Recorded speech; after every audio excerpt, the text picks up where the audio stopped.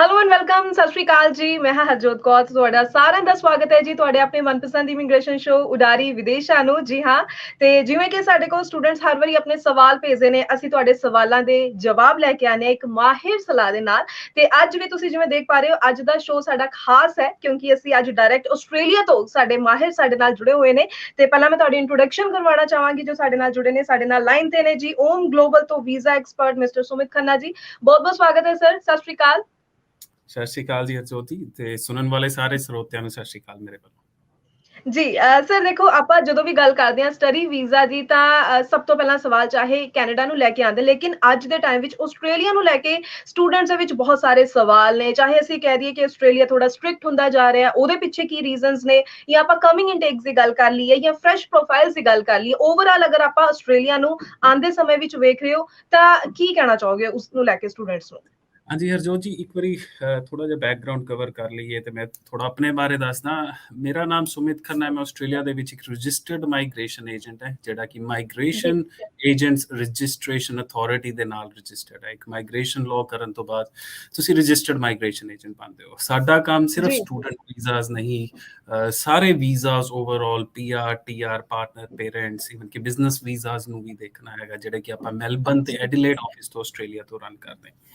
Student ਜੀ ਜੀ visa ਦੀ ਜੀ ਜੇ ਗੱਲ ਕਰੀਏ, ਆਸਟ੍ਰੇਲੀਆ ਦੇ ਵਿੱਚ $34 ਬਿਲੀਅਨ ਦੀ ਇੰਡਸਟਰੀ ਹੈ ਸਟੂਡੈਂਟ ਵੀਜ਼ਾ ਦੀ। ਜੇ ਆਪਾਂ 2019 ਦੀ ਗੱਲ ਕਰੀਏ, ਉਹਦੇ ਤੋਂ ਜੀ ਬਾਅਦ ਜੀ ਜੀ 2021 ਦੇ ਵਿੱਚ ਤੁਸੀਂ ਦੇਖਿਆ ਹੋਣਾ, ਬਿਕੋਜ਼ ਆਫ ਕੋਵਿਡ ਕਾਫੀ ਡਰਾ ਸੀਗਾ ਆਸਟ੍ਰੇਲੀਆ ਦੇ ਵਿੱਚ। ਈਵਨ ਕਿ ਮੈਲਬਨ ਦੇ ਵਿੱਚ ਕੁਝ ਸਟ੍ਰਿਕਟੈਸਟ ਲੋਕਡਾਊਨ ਲੱਗੇ ਸੀ, ਜਿਹਦੇ ਕਰਕੇ ਇੰਟਰਨੈਸ਼ਨਲ ਬਿਲਕੁਲ। ਸਟੂਡੈਂਟ ਟਰੈਵਲ ਨਹੀਂ ਕਰ ਪਾਏ।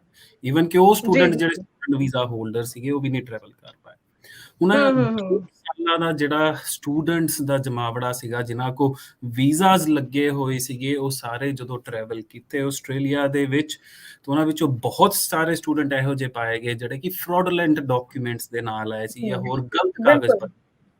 ਇਹਦੀ ਜੀ, ਜੀ, ਜੀ। ਜਦੋਂ ਐਮਬੈਸੀ ਨੂੰ ਲੱਗੀ ਜਾਂ ਯੂਨੀਵਰਸਿਟੀਜ਼ ਦੇ ਥਰੂ ਐਮਬੈਸੀ ਨੂੰ ਪਤਾ ਲੱਗੀ, ਐਮਬੈਸੀ ਨੇ ਆਪਣੀ ਪ੍ਰੋਸੈਸਿੰਗ ਸਲੋ ਕਰਕੇ ਕੱਲੀ file A to Z sorry check ਕਰਨੀ ਸ਼ੁਰੂ। ਈਵਨ ਕਿ ਜਿਨ੍ਹਾਂ ਕੋ ਵੀਜ਼ਾ ਗ੍ਰਾਂਟਸ ਵੀ ਸੀਗੇ, ਉਹਨਾਂ ਦੀ ਵੀ ਮੁੜ ਦੁਬਾਰ ਤੋਂ ਜਾ ਕੇ ਫਾਈਲਸ ਚੈੱਕ ਹੋਈਆਂ, ਫਾਈਨੈਂਸ਼ੀਅਲਸ ਚੈੱਕ ਹੂੰ, ਹੋਏ, ਬੈਂਕਸ ਦੇ ਵਿੱਚ ਜਾ ਕੇ ਚੀਜ਼ਾਂ ਚੈੱਕ ਹੋਈਆਂ। ਇਹ ਸਭ ਤੋਂ ਵੱਡਾ ਰੀਜ਼ਨ ਹੈ ਕਿ ਆਸਟ੍ਰੇਲੀਅਨ ਹੂੰ, ਐਮਬੈਸੀ ਨੇ ਉਹ ਥੋੜਾ ਪ੍ਰੋਸੈਸ ਸਲੋ ਕਰਤਾ।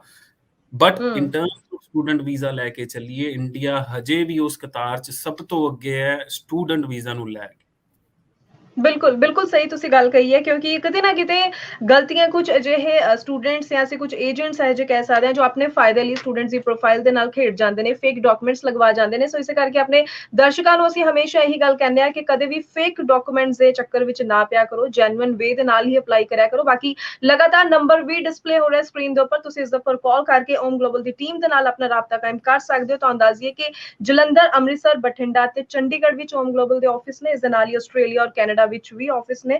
ਤੇ ਸੁਮਿਤ ਸਰ ਸਾਡੇ ਨਾਲ ਇਸ ਸਮੇਂ ਆਸਟ੍ਰੇਲੀਆ ਤੋਂ ਹੀ ਸਾਡੇ ਨਾਲ ਜੁੜੇ ਹੋਏ ਨੇ ਲਾਈਨ ਤੇ, ਤਾਂ ਕਿ ਸਟੂਡੈਂਟਸ ਨਾਲ ਉਹਨਾਂ ਦੀਆਂ ਅਸੀਂ ਜੋ ਪ੍ਰੋਬਲਮਸ ਨੇ ਉਹਨਾਂ ਦੀ ਵੀ ਗੱਲਬਾਤ ਕਰ ਸਕੀਏ। ਸਰ ਜਦੋਂ ਆਪਾਂ ਗੱਲ ਕਰਦੇ ਹਾਂ, ਸਟੂਡੈਂਟ ਇੱਕ ਵਾਰੀ ਉੱਥੇ ਪਹੁੰਚ ਜਾਂਦਾ ਹੈ, ਆਸਟ੍ਰੇਲੀਆ ਪਹੁੰਚਦਾ ਹੈ, ਤਾਂ ਇੱਕ ਵਾਕਈ ਬੜਾ ਪਲੱਸ ਪੁਆਇੰਟ ਹੁੰਦਾ ਹੈ ਕਿ ਜਿਸ ਕੰਸਲਟੈਂਟ ਦੇ ਥਰੂ ਉਹਨਾਂ ਨੇ ਆਪਣੀ ਫਾਈਲ ਲਗਾਈ, ਸਟੱਡੀ ਵੀਜ਼ਾ ਆਇਆ, ਤਾਂ ਉੱਥੇ ਵੀ ਉਹਨਾਂ ਦਾ ਆਫਿਸ ਹੋਵੇ ਜਿਵੇਂ ਆਸਟ੍ਰੇਲੀਆ ਵਿੱਚ ਤੁਹਾਡਾ ਆਫਿਸ ਹੈ। ਤਾਂ ਕਿਸ ਤਰੀਕੇ ਨਾਲ ਓਮ ਗਲੋਬਲ ਟੀਮ ਵੱਲੋਂ ਕਿਸ ਸੋਚ ਦੇ ਨਾਲ ਚੱਲਿਆ ਜਾਂਦਾ ਤਾਂ ਕਿ ਸਟੂਡੈਂਟਸ ਨੂੰ ਕਿਤੇ ਵੀ ਕੋਈ ਮੁਸ਼ਕਿਲ ਆਵੇ ਤਾਂ ਓਮ ਗਲੋਬਲ ਨਾਲ ਹੀ ਖੜਿਆ?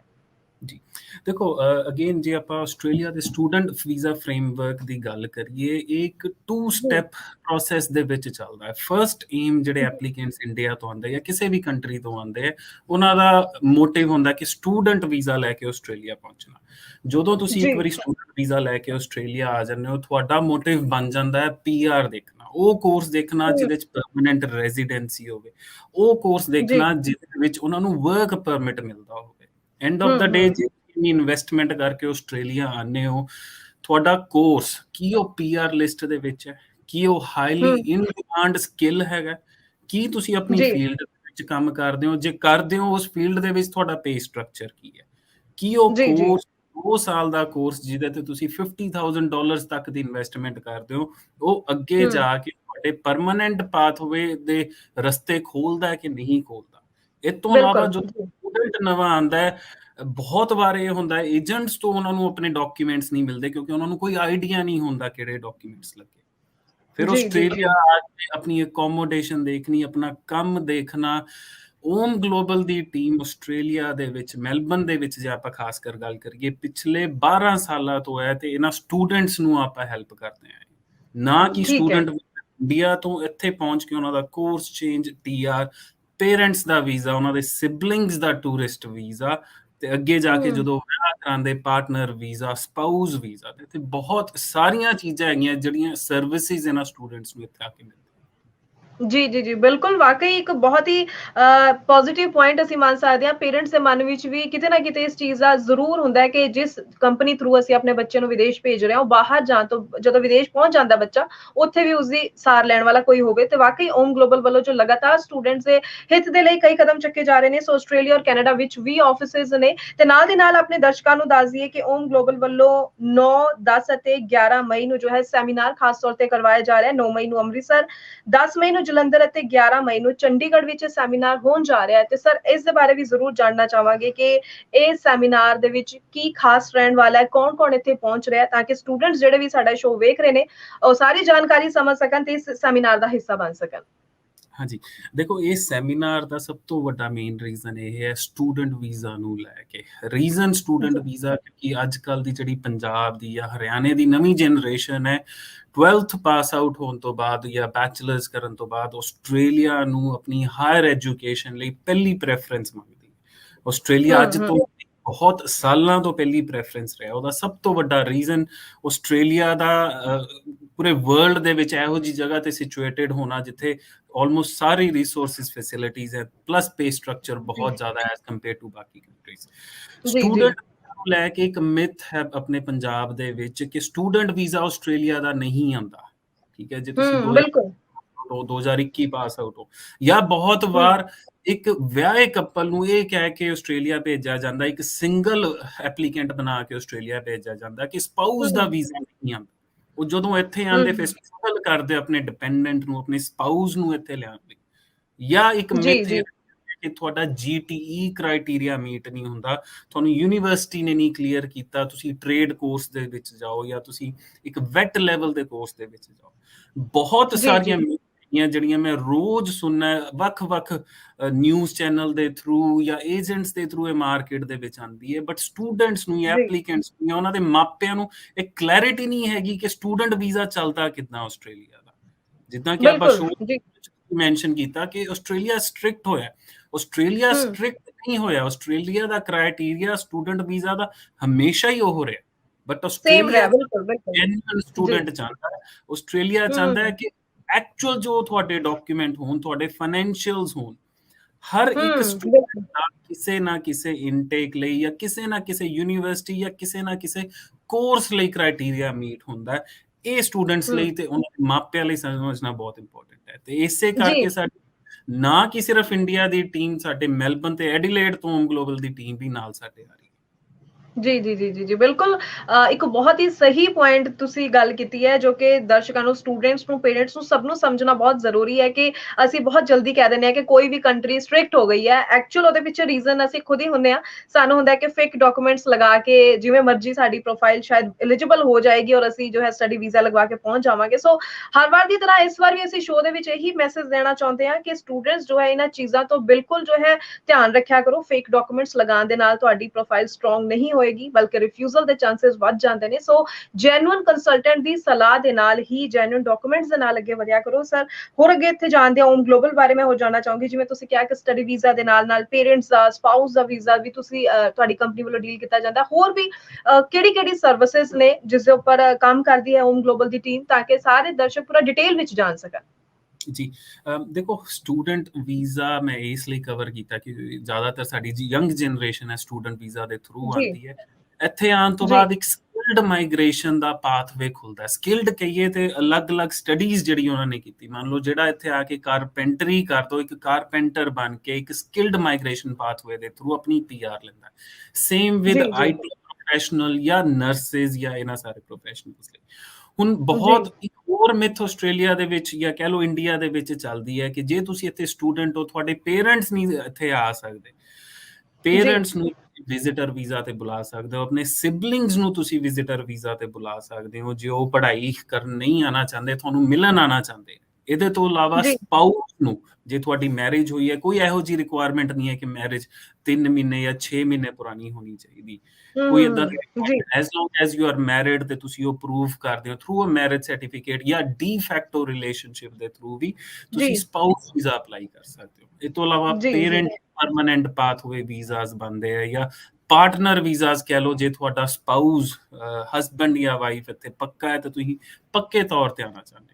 ਬਹੁਤ ਜੀ, ਜੀ। ਸਾਰੇ ਵੀਜ਼ਾਸ ਨੇ, ਜੇ ਆਪਾਂ ਕਹਿ ਲਈਏ ਕਿ 400 ਤੋਂ ਉੱਤੇ ਵੀਜ਼ਾਸ ਨੇ ਜਿਹੜੇ ਆਸਟ੍ਰੇਲੀਅਨ ਓਕੇ। ਮਾਈਗ੍ਰੇਸ਼ਨ ਲਾਅ ਦੇ ਵਿੱਚ ਨੇ, ਤੇ ਇਹਨਾਂ ਸਾਰੇ ਵੀਜ਼ਾਸ ਲਈ ਓਮ ਗਲੋਬਲ ਦੀ ਜਿਹੜੀ ਆਸਟ੍ਰੇਲੀਆ ਦੀ ਟੀਮ ਇਹਨਾਂ ਸਾਰੇ ਵੀਜ਼ਾ 'ਚ ਮਾਹਿਰ ਹੈ।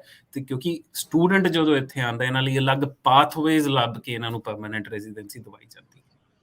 ਜੀ, ਜੀ, ਜੀ, ਬਿਲਕੁਲ ਸੋ ਹੀ ਗੱਲ ਹੈ ਕਿ ਕੋਈ ਵੀ ਟੀਮ ਜਦੋਂ ਪੂਰਾ ਰਿਸਰਚ ਵਰਕ ਕਰਦੀ ਹੈ, ਉਸ ਤੋਂ ਬਾਅਦ ਹੀ ਇੰਨੀ ਆਪਸ਼ਨਸ ਦਾ ਪਤਾ ਲੱਗ ਪਾਉਂਦਾ ਤੇ ਜ਼ਿਆਦਾਤਰ ਸਟੂਡੈਂਟਸ ਨੂੰ ਪਤਾ ਹੀ ਨਹੀਂ ਹੁੰਦਾ ਕਿ ਕਿਹੜੀ-ਕਿਹੜੀ ਆਪਸ਼ਨਸ ਹੋਰ ਵੀ ਨੇ। ਸੋ ਹਰ ਇੱਕ ਕੋਈ ਚਾਹੁੰਦਾ ਹੈ ਕਿ ਚਾਹੇ ਇਲੀਗਲ ਵੇ ਦੇ ਨਾਲ ਅਸੀਂ ਚਲੇ ਜਾਈਏ, ਬਸ ਸਾਨੂੰ ਵਿਦੇਸ਼ ਪਹੁੰਚਾ ਦਿੱਤਾ ਜਾਵੇ। ਸੋ ਆਪਣੇ ਦਰਸ਼ਕਾਂ ਨੂੰ ਇਹੀ ਕਹਿਣਾ ਚਾਹਾਂਗੇ, ਜਿਵੇਂ ਕਿ ਹੁਣੇ ਸੁਮਿਤ ਸਰ ਨੇ ਦੱਸਿਆ ਕਿ ਬਹੁਤ ਸਾਰੇ ਆਪਸ਼ਨਸ ਨੇ ਵੀਜ਼ਾ ਦੀਆਂ। ਸੋ ਤੁਸੀਂ ਡਿਟੇਲ ਵਿੱਚ ਤਾਂ ਹੀ ਜਾਣ ਸਕੋਗੇ ਜਦ ਤੁਸੀਂ ਆਪਣੇ ਡਾਕੂਮੈਂਟਸ ਲੈ ਕੇ ਵਿਜ਼ਿਟ ਕਰੋਗੇ, ਜਾਂ ਫਿਰ ਤੁਸੀਂ ਆਨਲਾਈਨ ਵੀ ਆਪਣੇ ਡਾਕੂਮੈਂਟਸ ਭੇਜ ਕੇ ਅਸੈਸਮੈਂਟ ਕਰਵਾ ਸਕਦੇ ਹੋ, ਤਾਂ ਕਿ ਤੁਹਾਨੂੰ ਪਤਾ ਚੱਲ ਸਕੇ ਕਿ ਕਿਹੜੇ ਵੀਜ਼ਾ ਲਈ ਤੁਸੀਂ ਐਲੀਜੀਬਲ ਹੋ।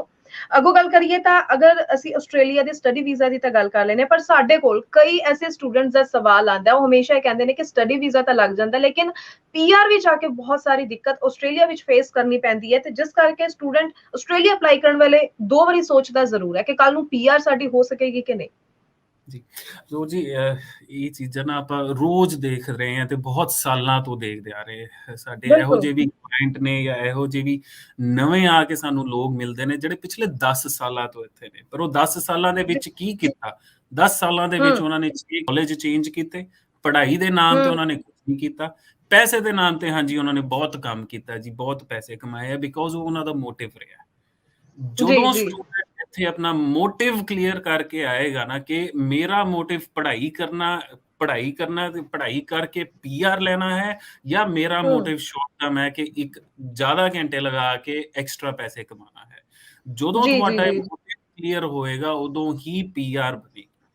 ਪੀਆਰ ਲਈ ਇੱਕ ਹੂੰ, ਪਲੈਨਿੰਗ ਦੀ ਲੋੜ ਹੈ। ਪੀਆਰ ਲਈ ਤੁਹਾਨੂੰ ਕੰਫਰਟ ਜ਼ੋਨ ਤੋਂ ਨਿਕਲਣਾ ਬਹੁਤ ਇੰਪੋਰਟੈਂਟ ਹੈ। ਪੀਆਰ ਲਈ ਆਪਣੀ ਫੀਲਡ ਦੇ ਵਿੱਚ ਕੰਮ ਕਰਨਾ ਬਹੁਤ ਇੰਪੋਰਟੈਂਟ ਹੈ। 3 ਜੀ, ਚੀਜ਼ਾਂ ਹੈ ਜੀ, ਜਿਹੜੀਆਂ ਇੰਡੀਆ ਦੀ ਪੀਆਰ ਗਾਰੰਟੀ ਕਰਦੀਆਂ। ਤੁਸੀਂ ਕਿਹੜਾ ਕੋਰਸ ਕਰ ਰਹੇ ਹੋ, ਤੁਸੀਂ ਕਿੱਥੇ ਹੂੰ, ਰਹਿ ਰਹੇ ਹੋ, ਮੈਟਰੋਪੋਲੀਟਨ ਰਹਿ ਰਹੇ ਹੋ ਜਾਂ ਤੁਸੀਂ ਰੀਜਨਲ 'ਚ ਰਹਿ ਰਹੇ ਹੋ। ਤੀਜਾ, ਓਕੇ, ਤੁਸੀਂ ਆਪਣੀ ਫੀਲਡ ਦੇ ਵਿੱਚ ਕੰਮ ਕਰ ਰਹੇ ਹੋ ਜਾਂ ਨਹੀਂ ਕਰ ਰਹੇ। ਜੇ ਤੁਸੀਂ ਹੂੰ, ਆਈਟੀ ਹੂੰ, ਕਰਨ ਹੂੰ, ਆਏ ਹੋ, ਚਲਾ ਤੁਸੀਂ ਟੈਕਸੀ ਰਹੇ ਹੋ ਜਾਂ ਐਜ਼ ਅ ਸ਼ੈਫ ਕੰਮ ਕਰ ਰਹੇ ਹੋ, ਇਟ ਡਜ਼ ਨਾਟ ਹੈਲਪ। तो अपनी फील्ड ठीक ਦੇ है। ਵਿੱਚ ਕੰਮ ਕਰਨਾ ਬਹੁਤ ਇੰਪੋਰਟੈਂਟ ਹੈ। whereas ਆਸਟ੍ਰੇਲੀਆ ਦੇ ਵਿੱਚ ਤੁਸੀਂ ਕਿਸੇ ਵੀ ਫੀਲਡ ਦੇ ਵਿੱਚ ਚਲੇ ਜਾਓ, ਤੁਹਾਡਾ ਪੇ ਸਟਰਕਚਰ ਮਿਨੀਮਮ ਤੇ ਮਿਨੀਮਮ $25 ਇੱਕ ਘੰਟੇ ਤੋਂ ਸ਼ੁਰੂ ਹੁੰਦਾ ਹੀ ਹੁੰਦਾ। ਤੇ ਇਹ ਸਾਰੀਆਂ ओके, ਚੀਜ਼ਾਂ जी। ਮਾਇਨੇ ਰੱਖਦੀਆਂ ਜੀ। ਜੀ, ਬਿਲਕੁਲ, ਯਾਨੀ ਇਹੀ ਚੀਜ਼ਾਂ ਧਿਆਨ ਰੱਖਣ ਵਾਲੀ ਹੁੰਦੀ ਹੈ। ਗੱਲ ਉੱਥੇ ਹੀ ਆ ਜਾਂਦੀ ਹੈ ਕਿ ਜਦੋਂ ਸਟੂਡੈਂਟਸ ਖੁਦ ਪਹਿਲਾਂ ਗਲਤੀਆਂ ਕਰਦੇ ਰਹਿੰਦੇ ਨੇ, ਉਸ ਤੋਂ ਬਾਅਦ ਜੋ ਹੈ ਕੰਸਲਟੈਂਟ ਨੂੰ ਬਲੇਮ ਕਰ ਦਿੰਦੇ ਨੇ ਜਾਂ ਕੰਟਰੀ ਨੂੰ ਬਲੇਮ ਕਰ ਦਿੰਦੇ ਨੇ ਕਿ ਵੀ ਇੱਥੇ ਪੀਆਰ ਨਹੀਂ ਹੋ ਪਾਉਂਦੀ। ਸੋ ਸ਼ੁਰੂ ਤੋਂ ਹੀ ਅਗਰ ਸਟੈਪ ਬਾय ਸਟੈਪ ਸਟੂਡੈਂਟ ਸਹੀ ਤਰੀਕੇ ਨਾਲ ਚੱਲਦੇ ਨੇ, ਆਪਣੇ ਕੋਰਸ ਜਿਵੇਂ ਕਿ ਤੁਸੀਂ ਜੋ ਗੱਲਾਂ ਕਹੀਆਂ ਨੇ, ਚੀਜ਼ਾਂ ਦਾ ਧਿਆਨ ਰੱਖਦੇ ਚੱਲਦੇ, ਯਾਨੀ ਉਹਨਾਂ ਨੂੰ ਪੀਆਰ ਦੀ ਆਸਟ੍ਰੇਲੀਆ ਵਿੱਚ ਕੋਈ ਦਿੱਕਤ ਨਹੀਂ ਹੁੰਦੀ ਫਿਰ। ਬਿਲਕੁਲ। ਜੇ ਇਸ ਸਾਲ ਦੀ ਗੱਲ ਕਰੀਏ, ਕਮਿੰਗ ਫਾਈਨੈਂਸ਼ੀਅਲ ਈਅਰ ਦੀ ਗੱਲ ਕਰੀਏ, as compared to last 2 financial year during Covid, ਇਸ ਸਾਲ ਜੀ, ਕਮਿੰਗ ਫਾਈਨੈਂਸ਼ੀਅਲ ਈਅਰ ਦੇ ਵਿੱਚ 3 ਗੁਣਾ ਵਾਧਾ ਹੋਇਆ ਸਕਿਲਡ ਮਾਈਗ੍ਰੇਸ਼ਨ ਦੇ ਵਿੱਚ। ਸਕਿਲਡ ओके, ਮਾਈਗ੍ਰੇਸ਼ਨ ਇਹ ओके। pathway ਹੈ ਜਿਹੜਾ ਕਿ ਸਟੂਡੈਂਟ ਜਦੋਂ ਇੱਥੇ ਆਉਂਦਾ, ਆਪਣੀ ਪੜ੍ਹਾਈ ਕਰਨ ਤੋਂ ਬਾਅਦ, ਇੱਕ ਸਕਿੱਲ ਅਸੈਸਮੈਂਟ ਕਰਾਉਣ ਤੋਂ ਬਾਅਦ, ਇਸ ਪਾਥਵੇ ਦੇ ਥਰੂ जी, ਪੀਆਰ ਲੈਂਦਾ। ਇਹ ਉਹ ਪਾਥਵੇ ਹੈ। ਇਹੀ ਸਭ ਤੋਂ जी, ਵੱਡਾ जी, ਸਾਡਾ ਹੈ ਕਿ ਜਿਹੜਾ ਆਪਾਂ ਇੰਡੀਆ ਆ ਕੇ ਸੈਮੀਨਾਰ ਕਰ ਰਹੇ ਹਾਂ, ਸਟੂਡੈਂਟ ਇੰਡਸਟਰੀ ਨੂੰ ਇਸ ਲਈ ਟਾਰਗੇਟ ਕਰ ਰਹੇ ਹਾਂ। ਬਹੁਤ ਸਾਰੇ ਜਿਹੜੇ ਮਿਥ ਫੈਲੇ ਹੋਏ ਆ ਕਿ ਇਹਨਾਂ ਦਾ ਵੀਜ਼ਾ ਆਂਦਾ, ਇਹਨਾਂ ਦਾ ਨਹੀਂ ਆਂਦਾ, ਜਾਂ ਆਸਟ੍ਰੇਲੀਆ ਟਾਈਟ ਹੈ। ਇੱਕ ਥੋੜਾ ਜਿਹਾ ਇੱਕ हुँ, ਸਟੈਪ ਬੈਕ ਲੈ ਕੇ ਤੁਹਾਨੂੰ ਇੱਕ ਹੋਰ ਜੇ ਜਾਣਕਾਰੀ ਦੇਵਾਂ ਕਿ ਕਿਉਂ ਆਸਟ੍ਰੇਲੀਆ ਦੇ ਵਿੱਚ ਸਟੂਡੈਂਟ ਵੀਜ਼ਾ ਦਾ ਬੂਮ ਵਾਪਿਸ ਆਉਣ ਵਾਲਾ ਹੈ। ਉਹਦਾ ਸਭ ਤੋਂ ਵੱਡਾ जी, ਰੀਜ਼ਨ, जी, जी, 2019 ਦੀ ਗੱਲ ਕਰੀਏ, ਸਭ ਤੋਂ ਜ਼ਿਆਦਾ ਇੰਟਰਨੈਸ਼ਨਲ ਸਟੂਡੈਂਟ ਆਸਟ੍ਰੇਲੀਆ ਦੇ ਵਿੱਚ ਚਾਈਨਾ ਤੋਂ ਆਇਆ ਸੀਗਾ। ਤੇ जी, ਹੁਣ जी, ਇਹ ਨਿਊਜ਼ ਦੇ ਵਿੱਚ ਜਾਂ ਹਰ ਪਾਸੇ ਵੈਰੀ ਕਲੀਅਰ ਹੈਗਾ ਕਿ ਆਸਟ੍ਰੇਲੀਆ ਤੇ ਚਾਈਨਾ ਦੇ ਰਿਲੇਸ਼ਨ ਬਹੁਤ ਖਰੇ ਨਹੀਂ ਚੱਲਦੇ। ਜਿਹੜਾ ਇਹਨਾਂ ਦੀ जी, ਇੰਪੋਰਟ ਐਕਸਪੋਰਟ ਹੈ, ਵਾਈਨ ਨੂੰ ਲੈ ਕੇ, ਕੋਲ ਨੂੰ ਲੈ ਕੇ, ਆਇਰਨ ਓਰ ਨੂੰ ਲੈ ਕੇ, ਉਹ ਬਹੁਤ ਜ਼ਿਆਦਾ ਇੰਪੈਕਟ ਹੋਈ ਹੈ ਤੇ ਇੰਟਰਨੈਸ਼ਨਲ ਸਟੂਡੈਂਟ ਦੀ ਮਾਰਕੀਟ ਵੀ ਇੰਪੈਕਟ ਹੋਈ ਹੈ। ਜੇ ਇੰਡੀਆ जी, ਆਸਟ੍ਰੇਲੀਆ ਨੂੰ ਦੂਜੇ ਨੰਬਰ ਤੋਂ ਸਭ ਤੋਂ ਜ਼ਿਆਦਾ ਸਟੂਡੈਂਟ ਸਪਲਾਈ ਕਰਨ ਵਾਲਾ ਦੇਸ਼ ਹੈ, ਉਹ ਹੈਗਾ ਇੰਡੀਆ। ਤੇ ਇਸ ਲਈ इंडिया, ਬਹੁਤ बिल्कुल। ਹੈ ਇੰਡੀਅਨ ਮਾਰਕੀਟ ਆਸਟ੍ਰੇਲੀਆ ਲਈ ਉਨੀ ਹੀ ਇੰਪੋਰਟੈਂਟ ਹੈ ਜਿੰਨਾ ਕਿ ਸਾਡੇ ਇੰਡੀਅਨਸ ਲਈ ਆਸਟ੍ਰੇਲੀਅਨ ਮਾਰਕੀਟ ਇੰਪੋਰਟੈਂਟ ਹੈ। ਤੇ ਇਸ ਲਈ ਜੀ ਇਹ ਜੀ ਜੀ ਜੇ ਤੁਸੀਂ ਸਹੀ ਡਾਇਰੈਕਸ਼ਨ ਦੇ ਵਿੱਚ ਟਾਰਗੇਟ ਕਰਦੇ ਹੋ, ਸਹੀ ਪ੍ਰੋਫਾਈਲ ਲੈ ਕੇ ਸਹੀ ਕੋਰਸ ਚੂਜ਼ ਕਰਦੇ ਹੋ, ਜੀਟੀਈ ਸਟੇਟਮੈਂਟ ਨੂੰ ਸਹੀ ਸਪੈਸੀਫਾਈ ਕਰਦੇ ਹੋ ਕਿ ਕੀ ਰੀਜ਼ਨਸ ਨੇ ਤੁਹਾਡੇ ਆਸਟ੍ਰੇਲੀਆ ਆਉਣ ਦੇ, ਤਾਂ ਹੀ ਤੁਸੀਂ ਇਸ ਚੀਜ਼ ਲਈ ਸਕਸੈਸਫੁਲ ਹੁੰਦੇ ਹੋ।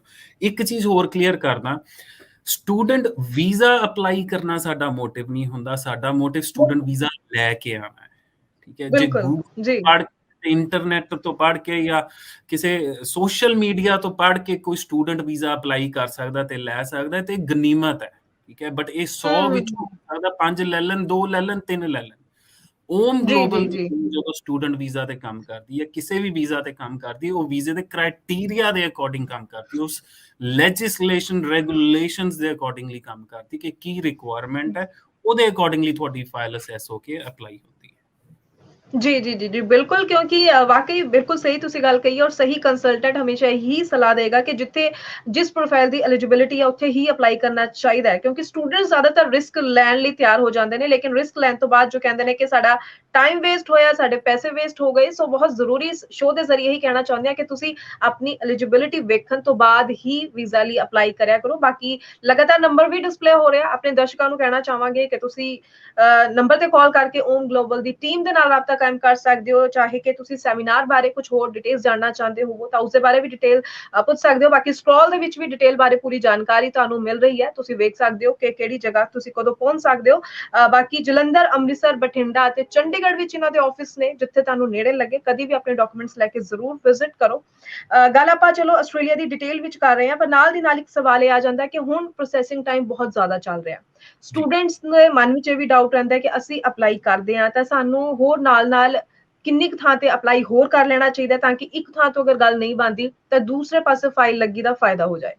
ਜੀ, ਇਹਦੇ ਚ ਦੇਖੋ ਦੋ ਚੀਜ਼ਾਂ। ਤੁਸੀਂ ਪਹਿਲੀ ਚੀਜ਼ ਮੈਂਸ਼ਨ ਕੀਤੀ ਕਿ ਸਟੂਡੈਂਟ ਰਿਸਕ ਲੈਂਦਾ। ਸਟੂਡੈਂਟ ਰਿਸਕ ਜੀ ਕਿਉਂ ਲੈਂਦਾ? ਸਟੂਡੈਂਟ ਉਸ ਏਜੰਟ ਦੇ ਕੋਲ ਜਾਂਦਾ ਹੈ ਜਿਹਦੇ ਕੋਲ ਸਹੀ ਰਸਤਾ ਨਹੀਂ ਹੈਗਾ, ਉਹ ਸਟੂਡੈਂਟ ਨੂੰ ਬਿਲਕੁਲ ਜੀ। ਆਪਸ਼ਨ ਹੀ ਰਿਸਕ ਵਾਲੀ ਦਿੰਦਾ। ਜਦ ਸਹੀ ਹੂੰ ਰਸਤਾ, ਸਹੀ ਪਾਥਵੇ, ਸਹੀ ਕੋਰਸ ਸਿਲੈਕਸ਼ਨ ਤੇ ਸਹੀ ਇੰਸਟੀਟਿਊਟ ਦੇ ਵਿੱਚ ਆਪਾਂ ਅਪਲਾਈ ਕਰ ਰਹੇ ਹਾਂ, there is no reason for risk because ਸਾਡੀ ਜੀ ਐਪਲੀਕੇਸ਼ਨ ਜੀ ਸਟ੍ਰੇਟ ਫਾਰਵਰਡ ਅਪਲਾਈ ਹੁੰਦੀ।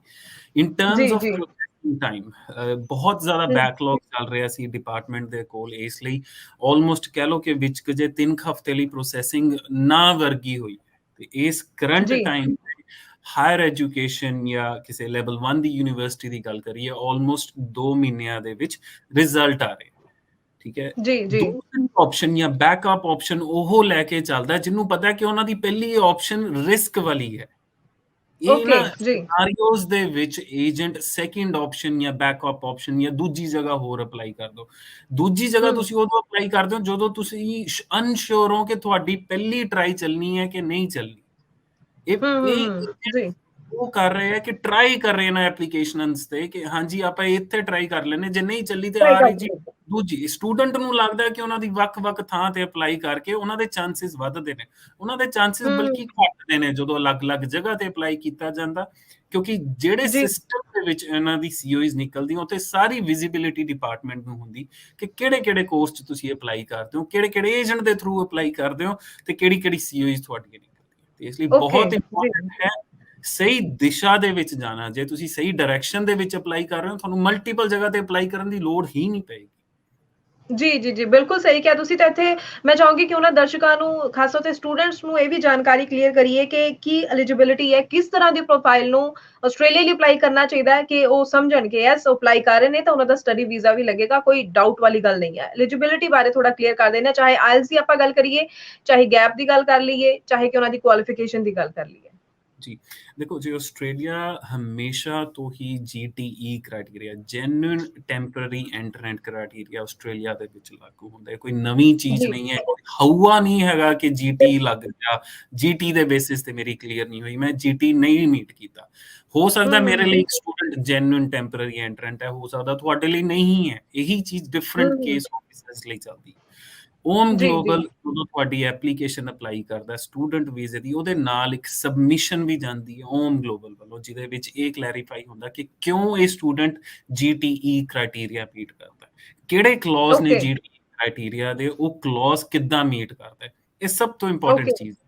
ਈਵਨ ਦੋ ਆਸਟ੍ਰੇਲੀਆ ਇੱਕ ਇਹੋ ਜਿਹੀ ਕੰਟਰੀ ਹੈ ਜਿਹੜੀ ਕਹਿੰਦੀ ਹੈ ਕਿ ਤੁਸੀਂ ਇੱਥੇ ਟੈਂਪਰੇਰੀ ਜੇ ਸਟੂਡੈਂਟ ਆਉਂਦੇ ਹੋ ਤੁਸੀਂ ਵਾਪਸ ਜਾਣਾ ਹੈ, ਵੇਅਰਐਜ਼ ਆਸਟ੍ਰੇਲੀਆ ਨੇ ਹੀ ਪੀਆਰ ਦੇ ਪਾਥਵੇ ਬਣਾਏ ਹੋਏ ਹੈ ਕਿ ਪੜ੍ਹਨ ਤੋਂ ਬਾਅਦ ਤੁਹਾਨੂੰ 3 ਸਾਲ ਦੀ ਜਾਂ 2 ਸਾਲ ਦੀ ਟੈਂਪਰੇਰੀ ਰੈਜ਼ੀਡੈਂਸੀ ਜਾਂ ਵਰਕ ਪਰਮਿਟ ਮਿਲਦਾ। ਠੀਕ ਹੈ, ਜੀ, ਐਂਡ ਜੀ, ਆਫ ਜੀ। ਤੁਹਾਡੇ ਲਈ ਇੰਪੋਰਟੈਂਟ ਹੈ ਕਿ ਕੇਸ ਆਫਿਸਰ ਨੂੰ ਇਹ ਤੁਹਾਡਾ ਕੇਸ ਕਿੱਦਾਂ ਰਿਪਰੈਜ਼ੈਂਟ ਕੀਤਾ ਜਾਵੇ। ਜੇ ਕੋਈ 8 ਪੇਜਾਂ ਦੀ ਐਸਓਪੀ ਬਣਾ ਕੇ ਕੇਸ ਆਫਿਸਰ ਨੂੰ ਭੇਜਦਾ, ਜਿੰਨਾ ਉਹਨਾਂ ਕੋਲ ਵਰਕਲੋਡ ਹੈ ਜਾਂ ਜਿੰਨਾ ਉਹਨਾਂ ਕੋਲ ਬੈਕਲੌਗ ਹੈ, ਕੀ ਉਹ ਤੁਹਾਡੀ 8 ਪੇਜਾਂ ਦੀ ਐਸਓਪੀ ਪੜ੍ਹਨਗੇ? ਨਹੀਂ, ਉਹ ਬਿਲਕੁਲ। ਵਾਲੀ ਐਸਓਪੀ ਪੜ੍ਹਨਗੇ, ਉਹ ਸਬਮਿਸ਼ਨ ਪੜ੍ਹਨਗੇ ਜਿਹਦੇ ਵਿੱਚ ਟੂ ਦਾ ਪੁਆਇੰਟ ਡਿਪਾਰਟਮੈਂਟ ਨੂੰ ਕਲੀਅਰ ਕੀਤਾ ਜਾਂਦਾ ਹੈ ਕਿ ਕਿਉਂ ਆਪਾਂ ਇਹ ਕੋਰਸ ਚੂਜ਼ ਕਰ ਰਹੇ ਹਾਂ, ਕਿਉਂ ਇਸ ਇੰਸਟੀਚਿਊਟ 'ਚ ਜਾ ਰਹੇ ਹਾਂ, ਕਿਉਂ ਇਹ ਕੰਟਰੀ 'ਚ ਜਾ ਰਹੇ ਹਾਂ, ਜਾਂ ਕੀ ਸਾਡੀ ਬੈਕ। ਜੇ ਜੀ, ਤੁਹਾਡੀ ਜੀ, ਜੀ। ਵਿੱਚ ਕੋਈ ਗੈਪ ਹੈ 2 ਸਾਲ ਦਾ 3 ਸਾਲ ਦਾ, all you need to do is justify ਕਿ ਉਸ ਗੈਪ ਦੇ ਵਿੱਚ ਤੁਸੀਂ ਕੀਤਾ ਕੀ ਹੈ, ਆਪਣੀ ਫੀਲਡ ਦੇ ਵਿੱਚ ਕੰਮ ਕੀਤਾ। ਇੱਕ ਸਟੂਡੈਂਟ 12th ਪਾਸ ਆਊਟ ਹੈ, ਬੈਚਲਰਸ ਕਰਨ ਤੋਂ ਪਹਿਲਾਂ ਉਹ ਆਪਣੀ ਫੀਲਡ ਦੇ ਵਿੱਚ ਐਕਸਪੀਰੀਅੰਸ ਲੈਂਦਾ, ਉਹਦੇ ਤੋਂ ਬਾਅਦ ਉਹ ਜੀ। ਬੈਚਲਰਸ ਜਾਣਾ ਚਾਹੁੰਦਾ ਹੈ। that is a clear pathway as long as you can justify to the department ਕਿ ਕਿਉਂ ਤੁਸੀਂ ਹੁਣ ਪੜ੍ਹਨਾ ਚਾਹੁੰਦੇ ਹੋ, ਉਹ ਵੀ ਆਸਟ੍ਰੇਲੀਆ ਜਾ ਕੇ ਪੜ੍ਹਨਾ ਚਾਹੁੰਦੇ ਹੋ। ਤੇ ਜੀ। ਬੋਡੀਜ਼ ਦੀ ਵੀ ਗੱਲ ਕਰੀਏ ਤੇ ਬਹੁਤ ਸਾਰੀ ਅਸੈਸਿੰਗ ਬੋਡੀਜ਼ ਇਹੋ ਜਿਹੀਆਂ ਜਿਹੜੀਆਂ ਤੁਹਾਡੀਆਂ ਪਾਸਟ ਐਕਸਪੀਰੀਅੰਸ ਨੂੰ ਵੀ ਕਾਊਂਟ ਕਰਦੀਆਂ, ਤੁਹਾਨੂੰ ਸਕਿੱਲ ਅਸੈਸਮੈਂਟ ਕਰਨ ਲਈ ਕਿ ਜਿਹੜੀ ਤੁਸੀਂ ਪੜ੍ਹਾਈ ਕੀਤੀ ਉਹਦੇ ਚ ਤੁਹਾਨੂੰ ਇੱਕ ਟਾਈਟਲ ਦੇਣ ਲਈ ਕਿ ਹਾਂਜੀ ਹੁਣ ਤੁਸੀਂ ਅਕਾਊਂਟੈਂਟ ਹੋ, ਇੱਕ ਸੌਫਟਵੇਅਰ ਇੰਜੀਨੀਅਰ ਹੋ। ਤੇ ਇੱਕ ਮੈਥਡ ਹੈ ਜਿਹੜਾ ਚੱਲਦਾ ਹੈ, ਜਿਹੜਾ ਸਮਝਣਾ ਬਹੁਤ ਇੰਪੋਰਟੈਂਟ ਹੈ ਸਟੂਡੈਂਟਸ ਨੂੰ। ਜੀ, ਜੀ, ਜੀ, ਜੀ, ਬਿਲਕੁਲ। ਸੋ ਉਹੀ ਗੱਲ ਹੈ ਕਿ ਦਰਸ਼ਕ ਜਿਵੇਂ ਕਿ ਸਾਡੇ ਸ਼ੋਅ ਵਿੱਚ ਸਾਰੀ ਗੱਲਾਂ ਇਹ ਚਰਚਾ ਸੁਣ ਰਹੇ ਨੇ, ਤਾਂ ਓਬਵੀਅਸ ਹੈ ਉਹਨਾਂ ਨੂੰ ਸਮਝ ਆ ਰਹੀ ਹੋਏਗੀ ਕਿ ਇੱਕ ਮਾਹਿਰ ਕੰਸਲਟੈਂਟ ਹੀ ਇੰਨਾ ਡੀਪ ਜਾ ਕੇ ਹਰ ਇੱਕ ਚੀਜ਼ ਦੇ ਉੱਪਰ ਨਜ਼ਰ ਰੱਖਦੇ ਹੋਏ ਸਹੀ ਤਰੀਕੇ ਨਾਲ ਤੁਹਾਡੀ ਜੋ ਹੈ ਫਾਈਲ ਦੇ ਉੱਪਰ ਕੰਮ ਕਰ ਸਕਦਾ ਹੈ, ਤਾਂ ਕਿ ਤੁਹਾਨੂੰ ਵੱਧ ਤੋਂ ਵੱਧ ਬੈਨੀਫਿਟ ਮਿਲੇ, ਕਿਤੇ ਵੀ ਕੋਈ ਰਿਫਿਊਜ਼ਲ ਦਾ ਚਾਂਸ ਨਾ ਰਹੇ। ਤੇ ਇੱਥੇ ਰਿਫਿਊਜ਼ਲ ਦੀ ਜਦ ਮੈਂ ਗੱਲ ਕਰ ਰਹੀ ਹਾਂ ਤਾਂ ਸਵਾਲ ਸਾਡੇ ਕੋਲ ਇਹ ਵੀ ਆਉਂਦਾ ਕਿ ਰਿਫਿਊਜ਼ਲ ਰੇਟ ਬਹੁਤ ਜ਼ਿਆਦਾ ਵੱਧਦਾ ਦਿਖ ਰਿਹਾ ਆਸਟ੍ਰੇਲੀਆ ਦੇ ਲਈ, ਤਾਂ ਕੀ ਰੀਜ਼ਨਸ ਆਪਾਂ ਇੱਕ ਰੀਜ਼ਨ ਮੰਨ ਲੈਂਦੇ ਹਾਂ ਕਿ ਫੇਕ ਡਾਕੂਮੈਂਟਸ ਜੋ ਹੈ ਸਟੂਡੈਂਟਸ ਲਗਾ ਰਹੇ ਨੇ, ਕਿਉਂਕਿ ਉਸ ਨੂੰ ਲੈ ਕੇ ਅਸੀਂ ਵੇਖਿਆ ਕਿ ਆਸਟ੍ਰੇਲੀਆ ਹਰਿਆਣਾ ਬੋਰਡ ਜਾਂ ਪੰਜਾਬ ਬੋਰਡ ਨੂੰ ਲੈ ਕੇ ਸਟ੍ਰਿਕਟ ਹੁੰਦਾ ਵੀ ਦਿਖ ਰਿਹਾ। ਪਰ ਜਿਹੜੇ ਸਟੂਡੈਂਟਸ ਇਹ ਸਵਾਲ ਕਰਦੇ ਨੇ ਕਿ ਰਿਫਿਊਜ਼ਲ ਆਖਿਰ ਕਿਉਂ ਵੱਧ ਰਿਹਾ ਆਸਟ੍ਰੇਲੀਆ ਵਿੱਚ, ਤੇ ਉਸੇ ਨੂੰ ਲੈ ਕੇ ਨਰਵਸ ਵੀ ਹੋ ਜਾਂਦੇ ਨੇ ਕਿ ਆਪਾਂ ਅਪਲਾਈ ਕਰੀਏ ਨਾ ਕਰੀਏ, ਡਾਊਟ ਆ ਜਾਂਦਾ ਦਿਮਾਗ ਦੇ ਵਿੱਚ, ਉਹਨਾਂ ਨੂੰ ਕੀ ਕਹਿਣਾ ਚਾਹੋਗੇ? ਰਿਫਿਊਜ਼ਲਸ ਤੋਂ ਕਿੰਨਾ ਕੁ ਡਰਨਾ ਚਾਹੀਦਾ ਹੈ ਆਸਟ੍ਰੇਲੀਆ ਅਪਲਾਈ ਕਰਨ ਵੇਲੇ? ਦੇਖੋ, ਰਿਫਿਊਜ਼ਲਸ ਤੋਂ ਤਾਂ ਡਰਨਾ ਚਾਹੀਦਾ ਜਦੋਂ ਤੁਸੀਂ ਆਪਣੀ ਰਿਸਰਚ ਨਹੀਂ ਕੀਤੀ ਤੇ ਤੁਸੀਂ ਏਜੰਟ ਦੇ ਹੱਥ ਜਾ ਕੇ ਸਿਰਫ ਆਪਣੇ ਪਾਸਪੋਰਟ ਤੇ ਐਕੈਡੈਮਿਕਸ ਪੜ੍ਹਾਏ ਹੈ। ਰਿਫਿਊਜ਼ਲ ਤੋਂ ਉਦੋਂ ਤੁਹਾਨੂੰ ਡਰਨਾ ਚਾਹੀਦਾ ਜਦੋਂ ਤੁਹਾਡਾ ਏਜੰਟ 100% ਗਾਰੰਟੀ ਲੈਂਦਾ ਤੁਹਾਡੇ ਵੀਜ਼ੇ ਦੀ। ਇਹ ਚੀਜ਼ ਮੈਂ ਡੇ 1 ਤੋਂ ਕਹਿੰਦਾ ਆਪਣੇ ਸਾਰੇ ਕਲਾਇੰਟਸ ਨੂੰ, ਆਸਟ੍ਰੇਲੀਆ ਦੇ ਵਿੱਚ ਵੀ ਕਹਿੰਦਾ, ਵੀਜ਼ੇ ਦੀ ਗਾਰੰਟੀ 100% ਜਾਂ ਰੱਬ ਲੈ ਸਕਦਾ ਜਾਂ ਠੱਗ ਲੈ ਸਕਦਾ। ਹੋਮ ਗਲੋਬਲ ਕਦੀ ਵੀ 100% ਵੀਜ਼ੇ ਦੀ ਗਾਰੰਟੀ ਨਹੀਂ ਦਿੰਦਾ। ਕੀ ਆਪਾਂ ਗਾਰੰਟੀ ਦਿੰਦੇ ਆ ਕਿ ਜਿਹੜੀ ਕ੍ਰਾਈਟੇਰੀਆ ਸੈੱਟ ਹੋਇਆ ਸਟੂਡੈਂਟ ਵੀਜ਼ਾ ਦਾ ਜਾਂ ਕਿਸੇ ਵੀ ਰੈਲੇਵੈਂਟ ਵੀਜ਼ਾ ਦਾ, ਉਸ ਕ੍ਰਾਈਟੇਰੀਆ ਦੇ ਅਕੋਰਡਿੰਗਲੀ ਤੁਹਾਡੀ ਐਪਲੀਕੇਸ਼ਨ ਅਪਲਾਈ ਕੀਤੀ ਜਾਏਗੀ।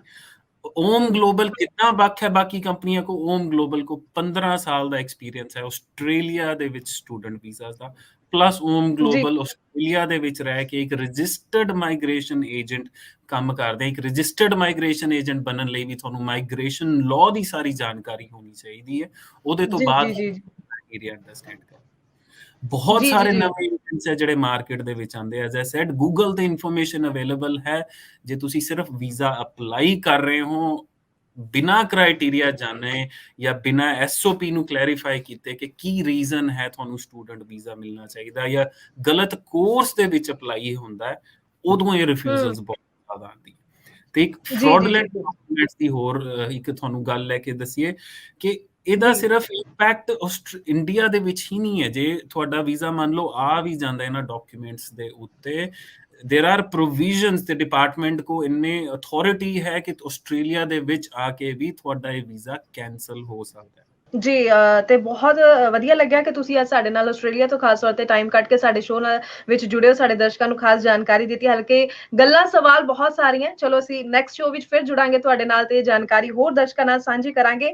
ਫਿਲਹਾਲ ਸਰ ਤੁਹਾਡਾ ਬਹੁਤ ਬਹੁਤ ਧੰਨਵਾਦ ਜੀ ਸਾਡੇ ਸ਼ੋਅ ਵਿੱਚ ਜੁੜਨ ਲਈ, ਤੇ ਦਰਸ਼ਕਾਂ ਤੋਂ ਵੀ ਫਿਲਹਾਲ ਅਲਵਿਦਾ ਲਵਾਂਗੇ ਜੀ, ਤੇ ਅਗਲੇ ਸ਼ੋਅ ਵਿੱਚ ਫਿਰ ਹਾਜ਼ਰ ਹੋਵਾਂਗੇ ਢੇਰ ਸਾਰੀ ਜਾਣਕਾਰੀ ਲੈ ਕੇ। ਤਦ ਤੱਕ ਲਈ ਮੈਨੂੰ ਯਾਨੀ ਕਿ ਹਰਜੋਤ ਕੌਰ ਨੂੰ ਵੀ ਦਿਓ ਇਜਾਜ਼ਤ। ਧੰਨਵਾਦ।